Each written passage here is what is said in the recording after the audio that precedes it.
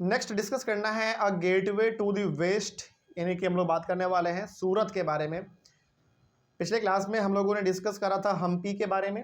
हालांकि हमारा जो टॉपिक है वो चल रहा है क्लोजर लोक हम्पी, मसौलीपट्टनम एंड सूरत। तो हम्पी हम लोग डिस्कस कर चुके हैं।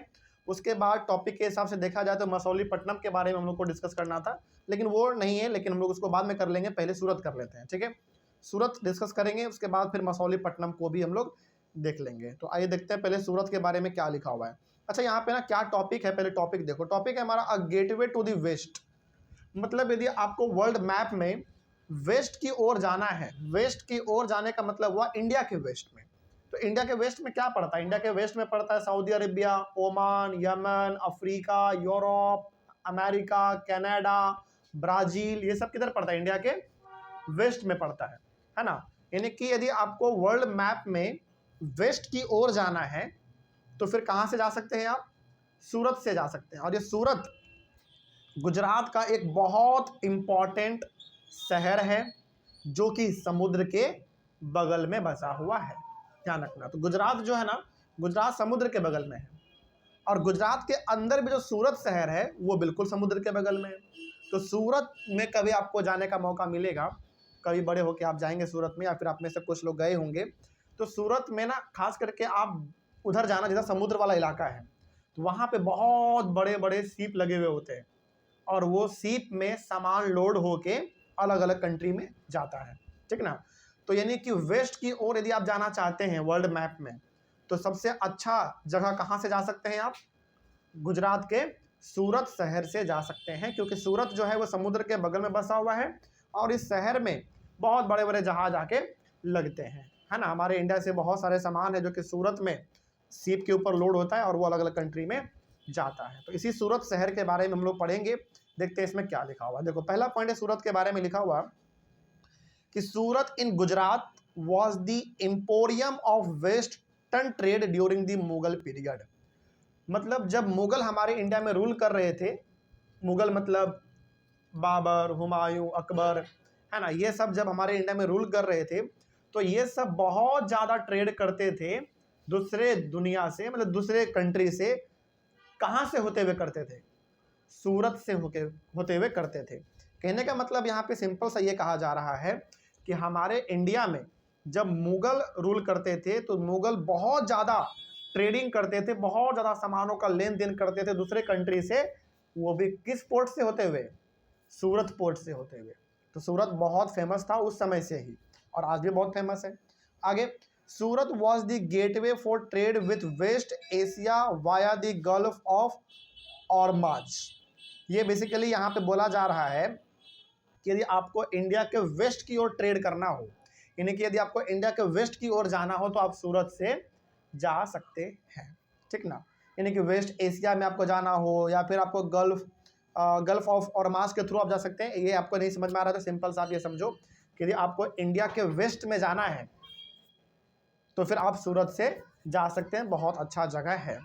अगला, Surat has also been called the gateway to Mecca because many pilgrim ships set sail from here.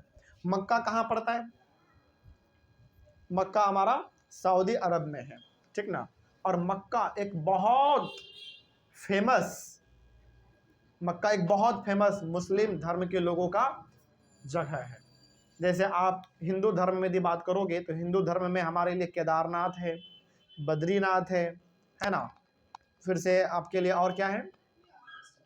Vaishno Devi है। बहुत हमारे हिंदू धर्म में बहुत सारे ऐसे ऐसे जगह हैं जहाँ पे आप घूमने के लिए जा सकते हैं, पूजा पाठ करने के लिए जा सकते हैं। उसी तरीके से मुस्लिम रिलीजन में जो उनका बहुत पवित्र जगह माना जाता है वो कहाँ पे है? मक्का में है, ठीक ना। तो यदि आपको मक्का भी जाना हो तो आप, वो मक्का किधर पड़ता है? सऊदी अरबिया में, और सऊदी अरबिया है किधर? इंडिया के वेस्ट में है। तो यदि आपको मक्का भी जाना हो तो आप इंडिया के सूरत में आप जहाज़ पे बैठो और बाय वाटर आप सीधे सऊदी अरबिया पहुंच जाओ। तो यहाँ हमारे इंडिया से, और इंडिया में भी खास करके सूरत से हर साल बहुत सारे सीप ऐसे निकलते हैं जिसमें लोग बैठते हैं और वो अपने मक्का में जाके अपने गॉड को लेकर वो लोग पूजा पाठ अपना करते हैं, ठीक ना। तो मुस्लिम रिलीजन का मुस्लिम धर्म के लोगों का जो बहुत फेमस जगह है, बहुत उनका जो पवित्र जगह है वो मक्का है। तो वो लोग पूजा पाठ करने के लिए वहाँ जाते हैं सूरत से होते हुए। तो बहुत फेमस जगह हुआ कि नहीं हुआ सूरत, बताओ।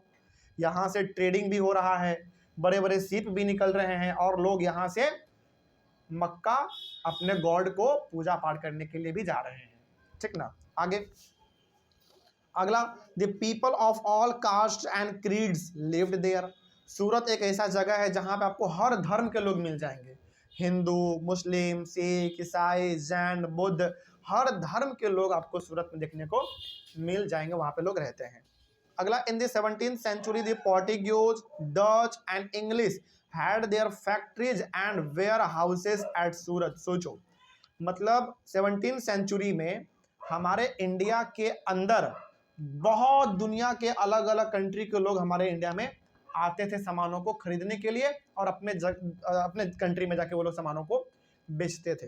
देखो एग्जांपल यहाँ पे दिया गया है, पोर्टुगीज, डच और इंग्लिश लोग, ये सारे के सारे लोग इंडिया में आते थे, इंडिया के अंदर सस्ते में सामानों को खरीदते थे और जाके अपने देश में बेचते थे। और इन सभी लोगों ने सूरत में अपना क्या बना रखा था पता है? फैक्ट्री भी बना रखा था। मतलब ये लोग सूरत में अपना अलग अलग फैक्ट्री भी बना रखा था ताकि यहीं से सामान को खरीदेंगे सस्ते दाम में, मतलब इंडिया से ही सस्ते दाम में सामानों को खरीदेंगे और यहीं पे बनाएंगे और यहीं पे ही हम इसको बेच भी देंगे। और सबसे बड़ी बात, सूरत में इन लोगों ने अपना वेयर हाउस भी बनाया था, मतलब गोडाउन भी बनाया था। एक्चुअली में होता क्या था ना, आप वो समझो, डच, पोर्टुगीज और इंग्लिश लोग, ये सारे के सारे लोग इंडिया में सामानों को खरीदते थे सस्ते दाम में और सूरत में इन लोगों ने अपना फैक्ट्री बना रखा था। तो अपने ही फैक्ट्री में लोग सामानों को बना भी लेते थे और इंडिया के अंदर और इंडिया के बाहर भी जाके उसको बेच भी देते थे। और इन लोगों ने अपना सूरत में वेयर हाउस भी बनाया था, गोडाउन भी बनाया था कि भाई यदि सामान ज़्यादा हो जाए तो उसको स्टोर करने के लिए जगह होना चाहिए ना, तो उन्होंने वेयर हाउस भी बनाया था। सोचो, इतना इंपॉर्टेंट शहर था सूरत कि यहाँ पे अलग अलग कंट्री के लोग आके फैक्ट्री लगा दे रहे हैं, गोडाउन बना दे रहे हैं ताकि हम उस चीज़ों को वहाँ पर बना के वहीं पे बेच सके। ठीक ना, ये चीज़ था। अगला, there were also several retail and wholesale shop selling cotton textiles. Surat में बहुत होलसेल वाले भी दुकान थे और बहुत रिटेल दुकान भी थे, छोटे मोटे दुकान। होलसेल का मतलब हो गया जो अपना सामान बहुत बड़े लेवल पे बेचता है, खरीदता है, उसको हम लोग कहते हैं होलसेल। और रिटेल का मतलब छोटे मोटे दुकानदार। तो सूरत में बड़े बड़े भी दुकानदार थे और छोटे छोटे भी दुकानदार थे जो अपने सामानों को खरीद बिक्री करते रहते थे। ठीक है। अगला, और सूरत में बेसिकली उस समय पे ज़्यादातर टेक्सटाइल का सब चीज़ होता था, मतलब टेक्सटाइल का बिजनेस उस समय पे ज़्यादा चलता था। टेक्सटाइल मतलब कपड़ों का। हालांकि आज आप सूरत में जाओ तो सूरत में आज हर चीज़ का फैक्ट्री आपको देखने को मिल जाएगा, लेकिन जिस टाइम के बारे में हम लोग पढ़ रहे हैं उस टाइम पे सूरत किस चीज़ के लिए जाना जाता था? कपड़ों के लिए, मसालों के लिए, इन सब चीज़ों के लिए सूरत जाना जाता था। और सूरत में एक जगह है, बहुत फेमस जगह है, मतलब सूरत नहीं, गुजरात में एक जगह है अहमदाबाद, नाम सुना होगा आपने। अहमदाबाद कपड़ों के लिए बड़ा फेमस जगह है, वहाँ पे कपड़ा खूब बनता है। ठीक ना। और बन के ऑल ओवर इंडिया में तो बिकता ही है, इंडिया के बाहर भी जाता है वहाँ का कपड़ा। ठीक है। अगला,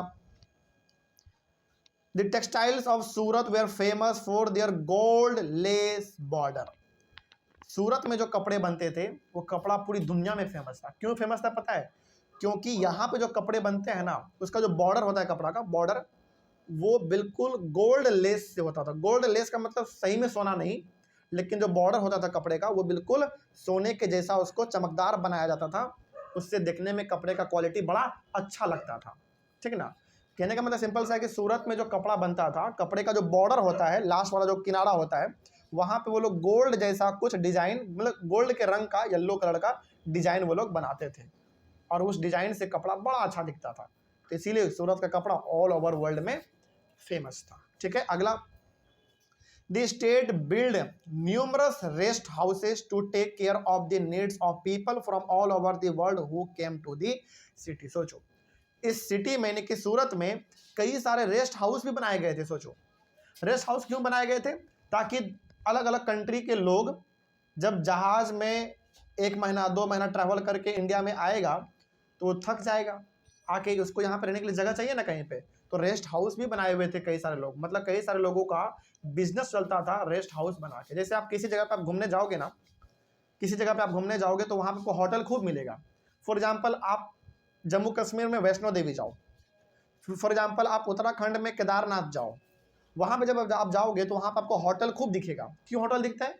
क्योंकि वहाँ के लोगों को पता है कि ये टूरिस्ट जगह है, यहाँ पे लोग अलग अलग जगह से घूमने के लिए आएंगे और उसको रहने के लिए क्या चाहिए? रूम चाहिए। तो उसको रूम बना के वहाँ पे लोग देते हैं लोगों को रहने के लिए, उसका पैसा लेते हैं लेकिन रूम वहाँ पे देते हैं। उसी तरीके से सूरत में कई सारे छोटे छोटे लोग और बड़े बड़े लोगों ने भी अपने रेस्ट हाउस बना के रखे थे। पता है क्यों बनाए थे?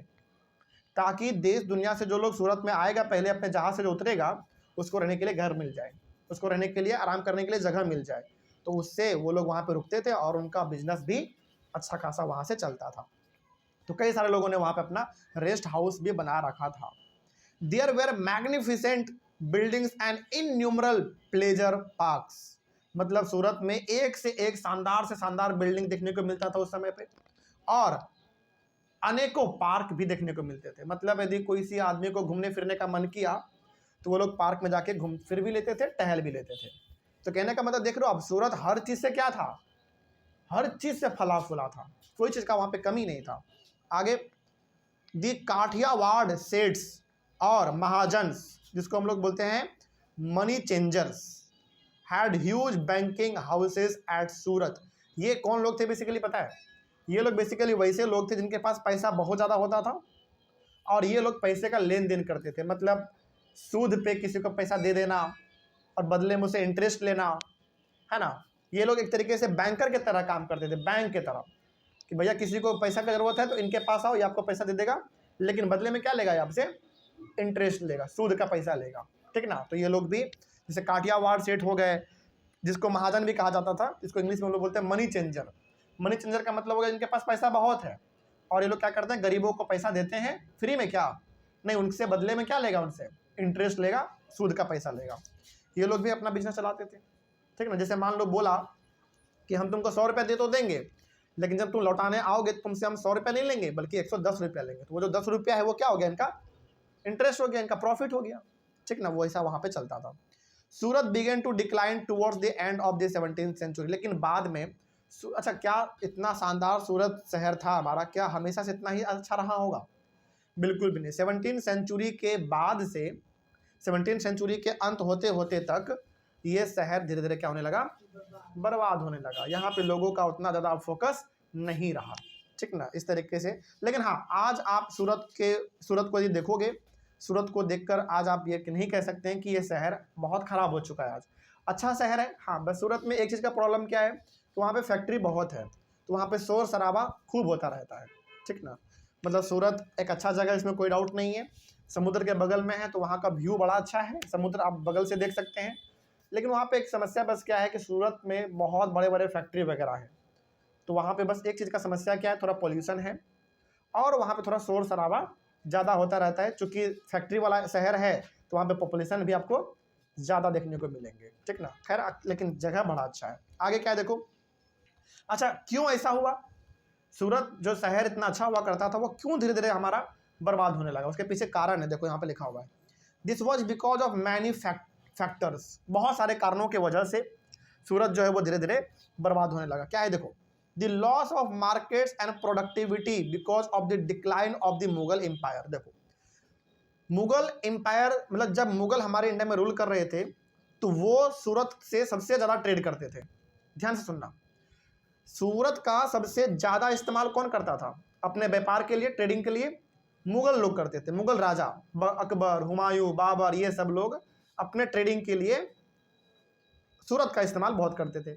लेकिन जब ये लोग इंडिया में अब रहा ही नहीं, जब इन लोगों का ही पावर खत्म हो गया इंडिया में, तो क्या उस सूरत का उतना ज़्यादा अब इस्तेमाल होगा? सूरत का जो बंदरगाह है, जो पोर्ट है, क्या उस पर उतना चहल पहल दिखने को मिलेगा आपको? नहीं देखने को मिलेगा। क्यों नहीं देखने को मिलेगा? क्योंकि ज़्यादातर ट्रेडिंग तो यही लोग करते थे, मुगल लोग करते थे। लेकिन अब वो रहे नहीं, सारे मारे जा चुके हैं इंडिया में, तो अब वहाँ पे कौन इतना ज़्यादा चहल पहल करेगा? तो वहाँ पे चहल पहल बंद हो गया, ट्रेडिंग वगैरह बंद हो गया मुगल्स का, तो पोर्ट हमारा धीरे धीरे बर्बाद होता चला गया। सूरत जो शहर पहले एकदम चलता फिरता शहर था, वो धीरे धीरे शांत हो गया, ठीक ना। आगे क्या है। Control of the sea routes by the Portuguese and competition from Bombay where the English East India Company shifted its headquarter in 1668। अब क्या हुआ? मुगल का पावर खत्म हुआ, तो अब पावर में कौन आ गया हमारे इंडिया में? अंग्रेज, ईस्ट इंडिया कंपनी, यानी कि अंग्रेज हमारे इंडिया में पावर में आ गए। अब उन्होंने सूरत को अपने कंट्रोल में ले लिया, और जब उन्होंने, यानी कि अंग्रेजों ने जब इंडिया के अंदर जो सूरत है उसको जब अपने कब्जे में लिया अंग्रेजों ने, तो उसको अंग्रेजों ने केवल और केवल अपने फायदे के लिए इस्तेमाल किया। अंधाधुन तरीके से सूरत पोर्ट का इस्तेमाल किया केवल अपने प्रॉफिट के लिए, इंडिया के लोगों के प्रॉफिट के लिए कभी उन्होंने सोचा भी नहीं। समझ रहे बात को? मतलब जब मुगल थे तो सूरत को हमेशा साफ सुथरा बना के रखते थे, पोर्ट का हमेशा ख्याल रखते थे, उसका देख रेख करते थे, लेकिन अंग्रेजों ने जब अपने कब्जे में लिया उसको, तो केवल वो अपना फायदा देख रहा है, उसमें किसी प्रकार का कोई खर्चा वो लोग नहीं करते थे अंग्रेज लोग। तो पोर्ट का खूबसूरती क्या होता चला गया? खराब होता चला गया। शहर जो इतना अच्छा हुआ करता था वो धीरे धीरे बर्बाद होता चला गया। और सबसे बड़ी बात, अब कंपटीशन भी तो बढ़ गया। इंडिया में लोग कौन कौन आ रहे हैं सामान बेचने के लिए? पोर्टुगीज आ रहा है, डच आ रहा है, फ्रेंच आ रहा है, ये सब लोग अपने सामानों को इंडिया में बेचने के लिए आ रहे हैं, और वो भी अलग अलग रास्ते से अब आ रहे हैं, केवल सूरत से ही नहीं। अब उन लोगों ने आने का इंडिया में रास्ता अलग अलग ढूंढ लिया है। तो बताओ, जो पोर्ट, जो शहर पहले इतना चलता फिरता हुआ करता था, क्या अब वो इतना ज़्यादा एक्टिव हो पाएगा? नहीं हो पाएगा। तो यही सब कारण है जिसके वजह से सूरत जो है धीरे धीरे बर्बाद होता चला गया। लेकिन आज सूरत काफ़ी अच्छी स्थिति में है, दोबारा हम लोगों ने इसको रिवाइव भी किया है, आज बड़ा अच्छा जगह है हमारा। तो इस तरीके से हमने सूरत के बारे में भी डिस्कस कर लिया। कोई दिक्कत यहाँ पे किसी को? समझ में आया सब कुछ? तो अगला हमारा है मसौलीपट्टनम। तो मसौलीपट्टनम को हम लोग अपने अगले क्लास में डिस्कस करते हैं। तब तक के लिए थैंक यू वेरी मच।